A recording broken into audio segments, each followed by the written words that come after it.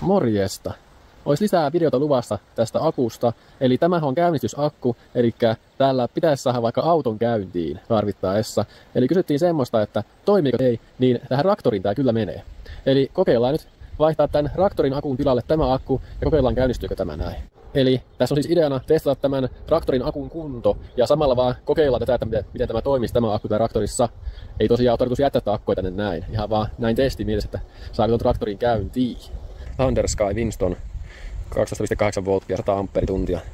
Tää käynnistysakku, mistä mä tein aikaisemminkin videota. Joo.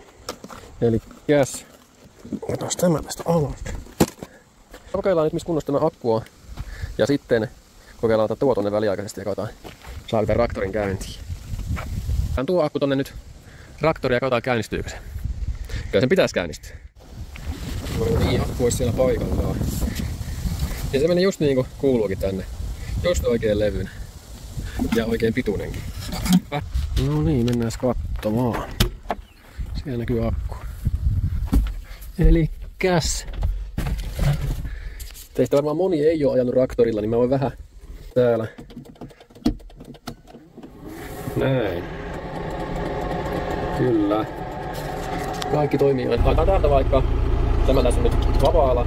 Meidän tosta tonne tuo L vaikka tuolta noin. Eikä nyt tää on hitaalla nopeudella. Sitten täältä. Mulla on täällä kanssa vapaalla. Tää on tuo ykkönen vaikka. Niin se on kaikista hitain nyt. Laitetaan täältä vielä. Ja suuren vaiheessa laitetaan tonne. On kanssa vapaalla tästä. Miten tonne F, eli eteenpäin. Näin. Sitten jos me halutaan mennä vähän nopeampaa, otetaan tuolta vaikka tuo 4. Nyt tää kulkee jonkun verran lujempaa, sitten jo. Sitten jos haluaa mennä vielä vähän nopeammin, niin vaihdetaan tätä L:ltä tuonne M:lle. Noin. Ja sitten laitetaan tuonne vaikka 1, niin se on vähän nopeampi taas. Ja täältä jos haluaa peruuttaa, niin pitää nostaa vähän R:lle.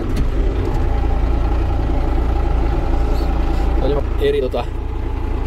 eri vaihtamia voi valita.